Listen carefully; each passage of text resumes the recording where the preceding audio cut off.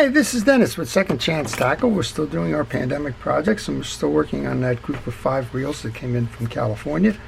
And we're going to work on one today. It's the last of those that I'm doing. This one is the Speedmaster. It's a GTX 2200. It's a Shimano reel. I've had a lot of requests for these rear drag service reels, so I'm going to do one more of these. We did another one earlier, and then I'm going to do a Daiwa, because somebody had asked about a Daiwa, and I think I have a Shakespeare around here somewhere, and if I do, I'll do that one as well. And we'll scatter them as I post them. Nobody wants to see 3 or 4 of these in a row, but we'll continue to post these so that the folks out there that do have these rear drag reels and want to know more about them can learn. And if we have the particular one that you have, you'll see it firsthand how to take these apart, clean them up, service them, and get them out fishing again. So I like to start with 2 things. I like to start by removing the external parts. In this case, it's a handle first with a screw cap. And I like to also start by thanking our first responders, our essential personnel, our law enforcement, and our hospital and healthcare workers for all it is that you do to keep us safe during the pandemic. Your actions speak louder than any of the words that I could certainly use in praise of your efforts, and I appreciate and thank you for them. All right, we're going to take the spool off. You saw that. Took the handle off. You saw that. We're going to remove the case next. This is a beautiful reel. I've pre-tested this reel. The drags are working, but we're going to show you what the drag assembly is underneath anyway, just so that you can get the flavor for it. So you would take that screw out of the bottom. You're going to reverse or counterclockwise rotate until you can bring this off, and then this ring should come off as well. There's a clip there. Okay, well, I'm going to get that clip out in a little bit. I'm just going to leave everything settled for this one for now, and then we'll come back and work on that one. Okay, let's remove the top here. I'll take the one spring out. I can't remove the top because I have the cross posts there, so we'll come back here to the 3 side plate screws. And I would recommend, if you don't know how to work on this reel, a couple of things. First is take pictures along the way. That's the easiest. That's in control. You're in control there. Take pictures at critical junctures. So for example, I just took off that rear drag cap. Probably would be a good time to take a look. Notice the orientation here on the fighting drag, where the thick arm is towards the handle side and the point is towards the front of the reel. Those types of orientations become important on these single stop anti-reverse reels. This reel is always going to stop to the back end of the reel. This assembly here, the quick fire system, if you do it right, it's always going to stop to the back here. However, I've had reels come into my shop where it stopped over here because the anti-reverse mechanism was not put in properly, and then people couldn't figure out how come that was what it was. So take pictures along the way. I wear a protective glove. I choose to do that because it's I work on a lot of reels over the course of the day, and a lot of them do have grease. It's simple as the grease coming out here right now. I like to keep as much of that off my hands as I can. And I also use a parts tray. In this case, it's just the bottom of a milk jug, and that stores my parts so that when I go to reinstall, I know where to find them. All right, so we've taken out the 3 side plate screws, and this side plate will come off. In this case, we have a reel that has some dried grease on it, but other than that, it looks like it's in pretty good condition. And this is not going to be very different from the side stab reel that I did earlier, so we'll just kind of do this maybe as either a refresher, or if you have one of these and didn't see the side stab video, then you'll know how to do this one. All right, in order to remove the axle shaft so that we can remove the rotor, you need to remove the tie down that holds the 2 together to the crosswind block. So there's a screw here, small screw. Again, take pictures. It's real easy to confuse a lot of these small screws. Once that screw comes out, you're going to be able to remove the mechanism that holds the axle shaft around the crosswind block. And that's basically two small C-clips on a carrier. Notice the orientation on that. There's a U that's going to go to the back of the reel. Okay, we can remove the axle shaft then into the parts tray. Once we take the axle shaft out, we should be able to remove the main gear. We did, and we can see there's dried grease, and there's no longer grease on the main gear itself. The issues with this is that it hasn't been serviced in a while. Over time, whatever grease was in the teeth kind of spun out and accumulated in the cavities behind it. That's okay, we'll take care of that. All right, with that off then, we can remove the rotor nut. It's a 12mm nut. I use this little tool. It's actually from a Mitchell tool, but it works. If you don't have that, you can use a 12mm wrench, or you can use a 12mm deep socket. Either one of them would be fine. I didn't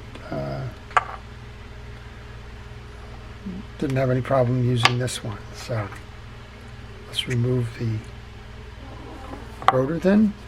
There's a little bit of dried grease in there, so I'll take care of that right away. While I have the rotor out, you'll notice we have a little moving part underneath here, which is the fire mechanism. It doesn't look like that's held in by any springs. I believe that's just a plain flat bar. I'll put a little bit of oil on there anyway. A couple of things to oil on this one. There's a quick release, has a joint there, so go ahead and oil that. I always like to oil the seams where the bail is going to work. And I like to oil the line roller even if it doesn't have a line roller bearing. So just work it in, just make sure that it operates smoothly. And then you can set that off to the side.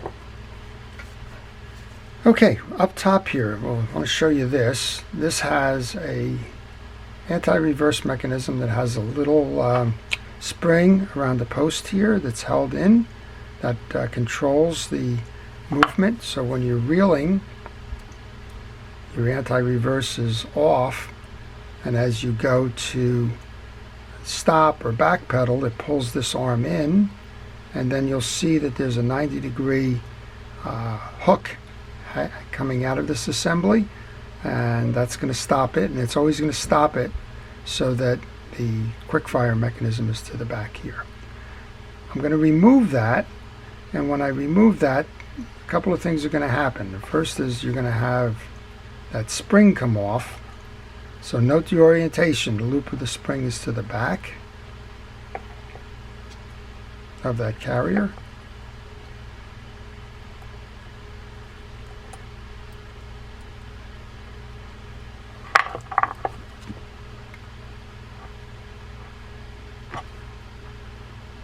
And just take some time.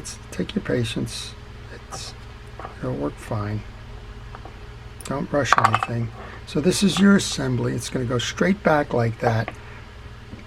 And there's two flat sides to the pinion gear.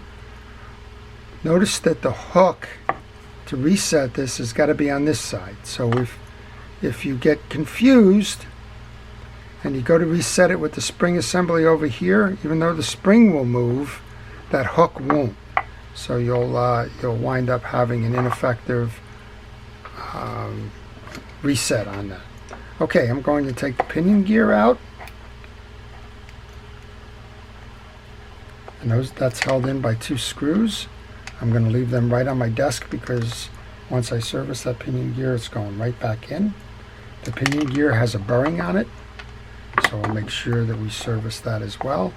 And while we're at it, we've noticed that the anti-reverse dog is working fine, but I am going to oil that. So there you go. All right, there's not much here. That's why these reels come in for service.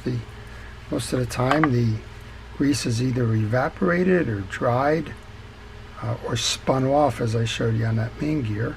So we're just going to take care of that by getting what remains of that pinion gear cleaned up. I'm also looking to make sure that the teeth are perfectly aligned and that there's no chips or cracks or bends in them. And then I have a bearing here which I'm going to oil. So I'm using Real-X oil. That's an aftermarket product, but it's a fishing reel oil. I'm using that to oil up the bearing. And now I'm going to use a fishing reel grease. In this case, I'm going to use Penn Precision reel grease to replace the grease that we just cleaned out of that pinion gear.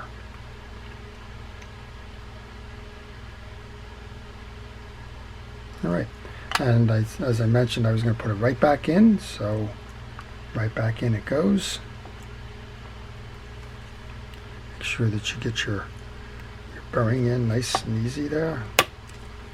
I love it when it snaps. It generally tells me that I've done it properly. Those bearings have tight tolerances, so sometimes you can start by putting it in and it goes a little bit askew and becomes tough. Just rework it. Just take your time and reset it. Don't go forcing anything. Force is never a good idea in real repair, so don't. Alright, that's the second hold down clip. Alright, and then as I said, when you go to reset this now, you want that hook angle so that it is on this side of the mechanism with the two flat sides. Like that. And then you can swing the spring over, hook that over the top post, like that, and then put the whole assembly down. So test it to make sure that it's working properly.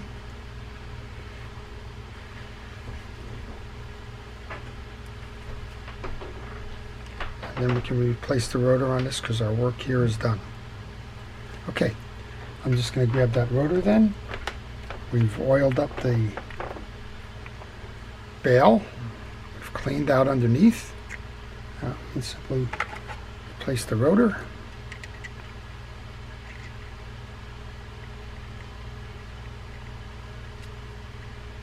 And this had a traditional clockwise thread, so that's what you're looking for here.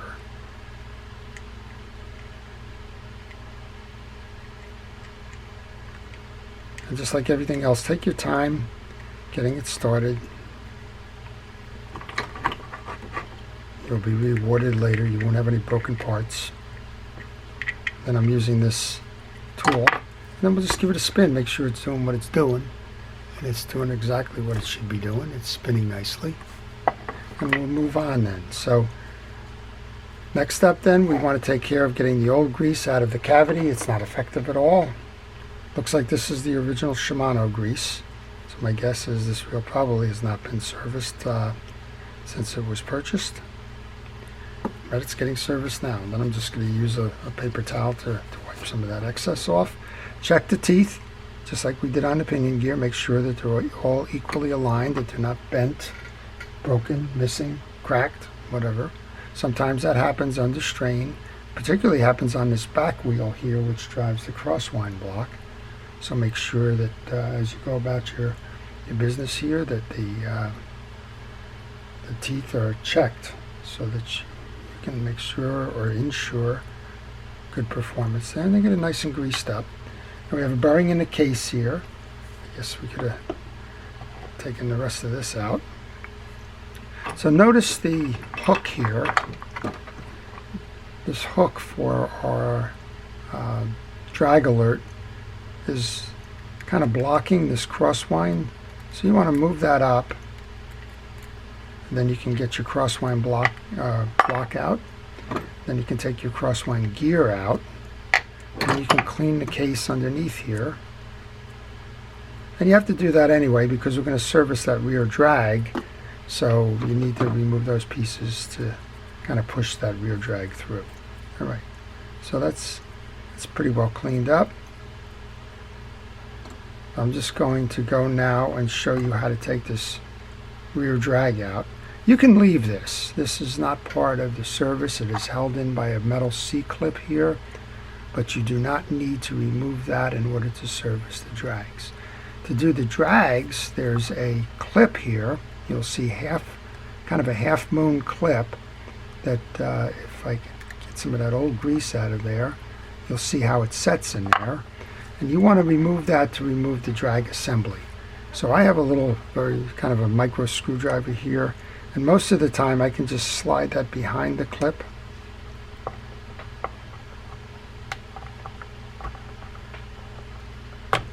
and then you can pull that clip out, just like that. Once you pull that clip out, this whole assembly comes out. Start with the top, that's the easy thing to do, and just take a pick or a screwdriver or something, and you can generally just push the whole assembly through and out the bottom. And we'll show you what's part of this assembly in a second here. And I don't have it all through, but I have most of it through there.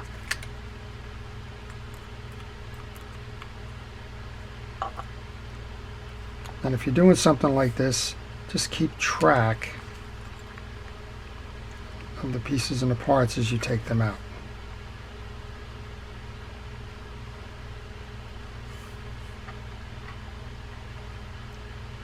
And this is your drag washer here.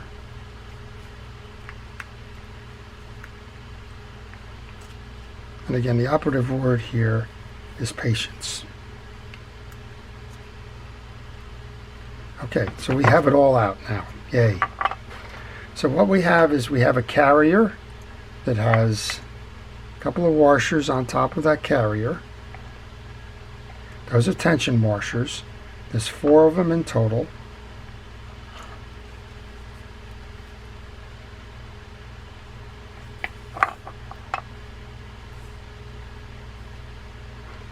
And some reels, and I think we just showed you that with the side stab that I did. Some use a spring rather than 4 springs. So you have your carrier, then you have an eared washer, then you have the drag washer, which is the hard washer, then you have a series of washers that look just like a conventional reel.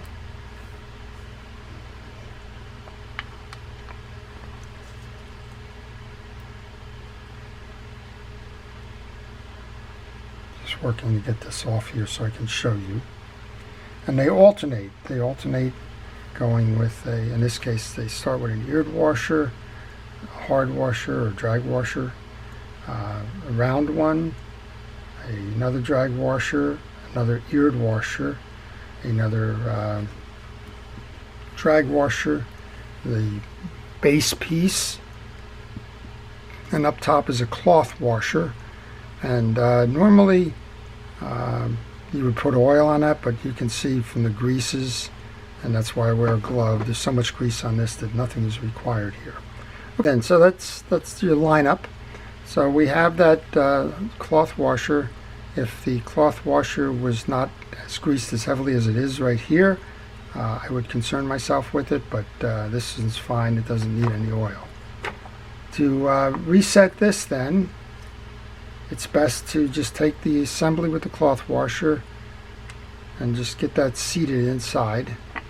If you're having trouble aligning it, just use the axle shaft that's going to sit in there from the other side.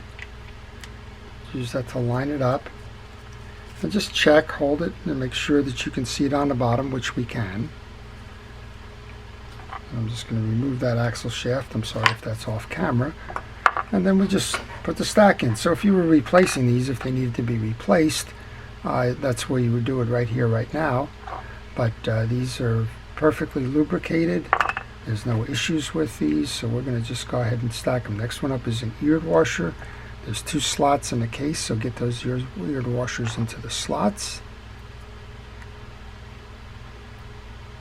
Next up then would be another drag washer.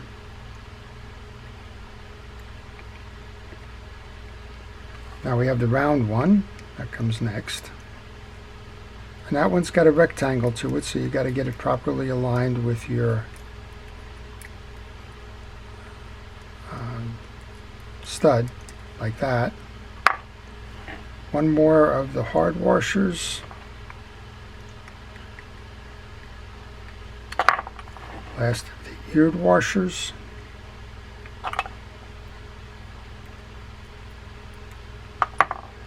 And our carrier with those tension washers in there. And then once all of that is in place, you want to find the portion of this that has the slot or the groove in it. There's two sets. You need to find the one that has the groove side, because that's where the spring is going to embed. Start with the one side, get that kind of locked and loaded, and then just press. You heard that clip in. That's it. That's it. So we can take the adjuster then. I get that started. I don't put that all the way home yet, but I get it started. Now the last pieces then is to service your crosswind gear and reinstall. So crosswind gear, you're going to do the same thing that you did with the other gears. You're going to make sure all the teeth are there and that they're aligned and that there's no damage to them. You want to get grease onto the back. Another reason why I use that glove. You want to get some grease into the teeth. You don't have to get it in all the teeth. And then you want to get that over the stud in the case, which is where it came off. Now normally I tell you to put the stud all the way down. In this case I'm going to tell you move it up. And that's because when you go to install the crosswind block, it's going to be tough to get it over that click mechanism there. So you're going to put it in first, and then you're going to rotate it to the bottom so that you can put the axle in. Alright, we remember that the mounting screw was on the left side, so this is up. Very easy to put it backwards. So let's go ahead and put that in over the stud. So you find the stud here, and this goes over the stud. And then you can rotate it down so that you're at the bottom of the stroke here, so that when we go to put the axle shaft in, you're properly aligned. They've put this in before. We can take it out now. We're completely greased on this main gear. I'll take the bearing off here for a moment, just because I want to clean up that little bit that's left over on that side. I got the internal side. I didn't get the external side of that gear. Now we're going to go grab the axle shaft. Make sure that axle shaft is clear. Remember these two slots here, that's where the mounting piece is going to go. Alright, then we just work it down through the pinion gear, through the crosswind block, and then into that carrier that you saw before. Now you need to align those slots. I'm seeing one of the slots is down here. So just pull it up a little bit so that it's perfectly aligned. And go ahead and grab the mounting clip. Remember that U is the bottom side, and you want to make sure that you're in both of those grooves. And please, if you're doing this, do not force this. It needs to go in nice and easy and slip on just as it did there. If you're not in that groove and you're trying to force it, I will guarantee you will bend those teeth, and that you will regret that. So please just hold on to that. Be cautious and careful with that. Alright, this is the screw then. Went into my parts tray, got my screw. That's the one that holds that tie down to the crosswind block. Put that on. Do the same thing with this bearing that we've done with the others. We're going to use some oil. If you've taken your bearing shims off there, or your case shims, make sure that they go back on. That's ready for the side plate now. Side plate comes on, should just kind of sit nice and tight, which is what it's doing there. 3 side plate screws. They're all the same size, so it doesn't matter which goes where. And if I didn't mention this before, I should mention it now. If you are asking about a mechanical screwdriver, I don't recommend them, but if you need them, then leave the screw short. Do not drive the screw all the way in with the mechanical screwdriver. Leave it a little short and finish the last few turns by hand. That's just because you don't want to put extreme tension on here, and those screwdrivers have a lot of torque. So just finish it off to hand strength tight, and you'll be fine. Okay, that's that. Then we're going to finish the drag cap.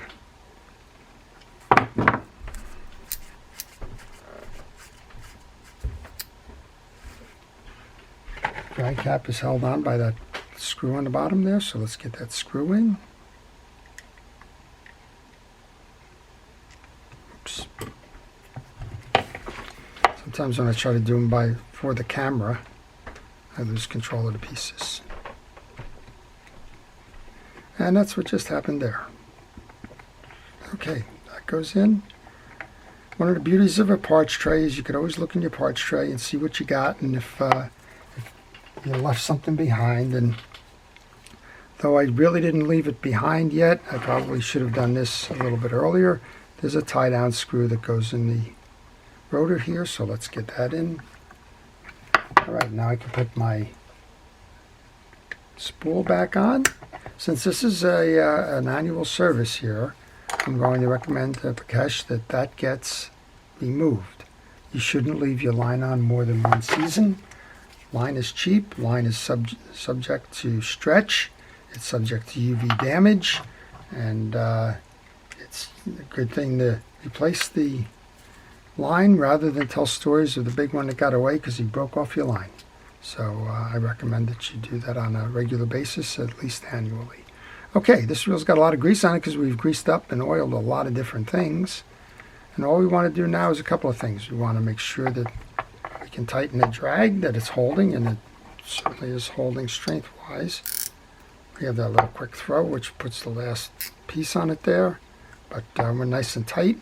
And what I recommend doing once you check to make sure it's tight is back it off. I don't recommend leaving drags tightened when they're in storage. So this is Dennis with Second Chance Tackle. Please stay safe, listen to the authorities, do what you can to keep others safe, wear the masks, maintain social distance, all that stuff that we've heard enough of now. So please take your time, enjoy life, and keep watching. This is Dennis with Second Chance Tackle. Have a nice day.